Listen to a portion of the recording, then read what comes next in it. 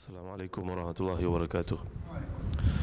Innal hamdalillah nahmaduhu wa nasta'inuhu wa nastahdihi wa nastaghfiruh wa natubu ilayhi wa natawakkalu alayhi wa na'udzu billahi min shururi anfusina wa sayyiati a'malina.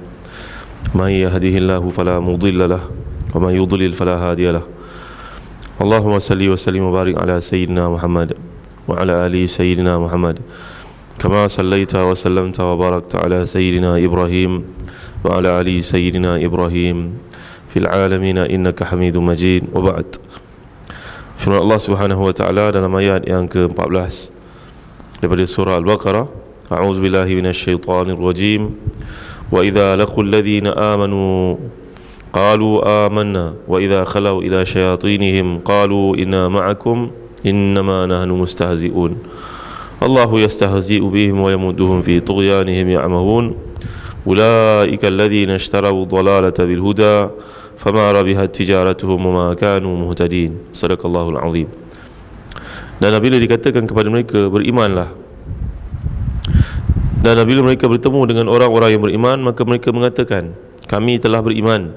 Tetapi bila mereka berada bersendirian bersama dengan syaitan-syaitan mereka, maka mereka akan mengatakan sesungguhnya kami ini bersama kamu, kami hanya memperolok-olokkan mereka sahaja. Sebenarnya Allah Subhanahu wa taala lah yang telah mempermain-mainkan mereka dan membiarkan mereka dalam kesesatan mereka dalam keadaan buta. Itulah dia golongan yang membeli kesesatan dengan juga hidayah daripada Allah Subhanahu wa taala. Maka tidak akan memberi sebarang keuntungan akan perniagaan yang diusahakan itu, dan tidaklah mereka dari kalangan mendapat petunjuk. Jadi sifat orang munafikun ini bila berada bersama dengan orang beriman, dia kata kami bersama dengan kamu. Tapi bila bersama dengan penyokong-penyokongnya ataupun ketua-ketuanya ataupun kawan-kawan rapatnya di kalangan munafikun itu, mereka akan mengatakan sungguhnya kami mempermain-mainkan mereka itu. Kami bukan bersama mereka, kami bersama dengan kamu sebenarnya. Itu sebab dalam Islam ni tuan-tuan, mereka yang munafik ni dipanggil sebagai Zul Wajhaini, talam dua muka. Depan kita nampak baik, belakang lain pula ceritanya. Dan lebih parah lagi, golongan munafikun ini dalam ayat yang Allah gambarkan, mereka menyangkakan bahawa Allah Subhanahu wa taala boleh dipermain-mainkan, sedangkan Allah Subhanahu wa taala lah yang membiarkan mereka terus dalam kesesatan itu. Allahu yastahzi'u bihim. Istihza' yang dimaksudkan di sini, kata para ulama tafsir, merujuk kepada yang pertama, segala kejahatan mereka tu didedahkan oleh Allah SWT. Kita akan lihat dalam kitab tafsir pada Ibn Abbas radhiyallahu anhuma bahawa apa yang mereka lakukan tu tak terselindung sedikit pun daripada Nabi sallallahu alaihi wasallam. Mereka mengetahui mereka melakukan satu perkara, tetapi Allah SWT Maha mengetahui. Allah SWT boleh memberitahu manusia terhadap apa yang mereka lakukan kepada Nabi sallallahu alaihi wasallam. Sebagai contohnya dalam satu kisah, seorang yang memiliki hutang banyak, lalu anaknya telah pun menjadi tawanan dalam perang Badar. Dia telah pun membuat satu pengumuman dekat Mekah. Dia mengatakan, kalau siapa dapat membayar hutang aku akan pergi ke Madinah tuntut bela atas kematian, atas penangkapan anakku sebagai tebusan, dan aku akan bunuh Muhammad SAW. Muhammad, kata orang ini. Maka di kalangan pemuka Quraisy yang kaya berkata kepadanya, baiklah, engkau pergi ke sana, aku cover semua hutang kau, aku jaga keluargamu. Baik, setuju, setuju. Dia pun seorang yang panglima yang hebat, pergi ke Madinah, bawa pedang, letak dekat pedangnya racun. Dengan pedang inilah dia nak menamatkan riwayat hidup Muhammad sallallahu alaihi wasallam. Tapi sebaik saja sampai dekat Madinah, dia turun daripada kenderaannya, binatang yang ditunggangnya, pedang ni terhunus di tangannya, sampai ke Masjid Madinah. Maka Sayyidina Umar nampak Khattab radhiyallahu anhu. Hai fulan, kau nak buat apa? Aku nak jumpa Muhammad. Ni mesti ada satu benda yang tak kena kan? Sayyidina Umar menahannya, tetapi Nabi pun mendapat tahu. Nabi kata, biarkan dia wahai Umar, biarkan dia masuk. Dengan pedang di tangannya dia masuk, semua sahabat jadi panik. Sayyidina Umar bersiap sedia untuk melawannya. Bila-bila masa Sayyidina Umar sangat kuat, tiba di depan Nabi Muhammad SAW, maka Nabi berkata kepadanya, fulan, kau datang daripada Mekah, engkau hutang banyak kan, dan kau ingin membunuh aku kan, dan untuk bela atas penangkapan anakmu bersama kami kat sini. Dia selamat, dalam keadaan baik, kami tak mengapa-apakannya. Kau datang kerana hutang kau banyak, kau tak ada cara nak bayar hutang, maka engkau telah berkata kepada orang-orang kaya di sana agar membunuh aku, dan sebagai balasannya hutang kamu dibereskan. Terkejut dia tuan-tuan. Bagaimana mungkin manusia biasa mengetahui benda yang baru saja diputuskan, dan akulah orang pertama sampai selepas rahsia perkara yang dianggap rahsia itu telah dibincangkan. Tak ada seorang yang tahu, aku dengan dia je. Bahawa dia nak bayar hutang aku dengan syarat aku bunuh engkau wahai Muhammad. Terkejut dia tuan-tuan dimuliakan Allah sekalian. Maka dengan sebab itu dia terus masuk Islam. Dan bila pulang saja ke Mekah, di Mekah sudah dihebahkan oleh penajanya itu bahawa akan berlaku satu peristiwa besar. Ingat Muhammad yang SAW yang mati dibunuh, tiba-tiba utusannya yang diutuskan untuk membunuh Nabi itu yang masuk Islam. Jadi golongan munafiqun, mereka menyangkakan mereka mempermain-mainkan Allah SWT. Dia buat perancangan yang tersembunyi di belakang, buat mesyuarat tertutup. Ingat Allah tidak tahu, Allah tahu. Sebenarnya yang dibuat itu Allah tahu, Allah Maha mengetahui. Allahu alimun bidzatis sudur. Maka Allah telah memberitahu Nabi-Nya SAW. Itu yang pertama. Pandangan kedua ahli tafsir seperti disebut dalam Zadul Masir, bahawa golongan munafiqun ini mereka melaksanakan satu perkara yang berbeza daripada apa yang terbuku dalam hati.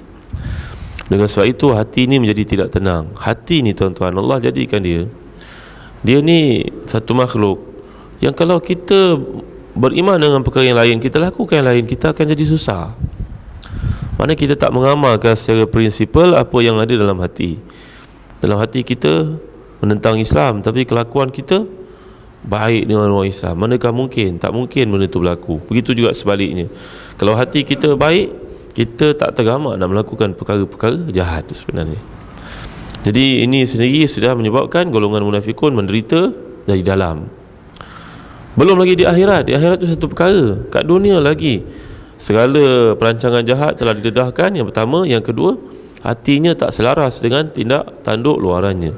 Maka ini juga satu perkara yang menyebabkan dirasa dihidup dalam suasana tak tenteram. Macam pelakon lah tuan-tuan. Berlakon benda yang baik tapi di luar buat benda yang buruk, ataupun sebaliknya. Munasabah tak? Ini cerita buat pelakon ni tuan-tuan. Amerika pun risau kerana rakyatnya ramai sangat nak jadi pelakon. Nak jadi pelakon, nak jadi penyanyi, nak jadi selebriti, nak pergi ke Hollywood.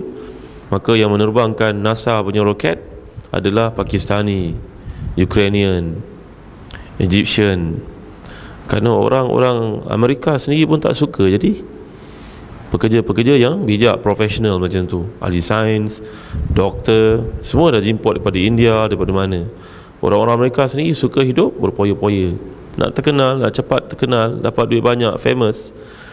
Jadi tuan-tuan dimuliakan Allah sekalian, sifat orang munafikun yang digambarkan dalam ayat ini, mereka memperbodohkan diri mereka sendiri sebenarnya. Kan senang kalau menyatakan aku kafir, bersama dengan orang kafir senang. Tapi pelik sekali golongan munafikun ini, dia menunjukkan seolah-olah dia Islam tapi hatinya kafir.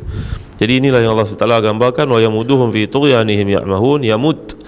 Yamudu dia datang perkataan madda. Madda ini merujuk kepada Allah biarkan dia pergi dalam hanyut, lalai dalam kesesatan.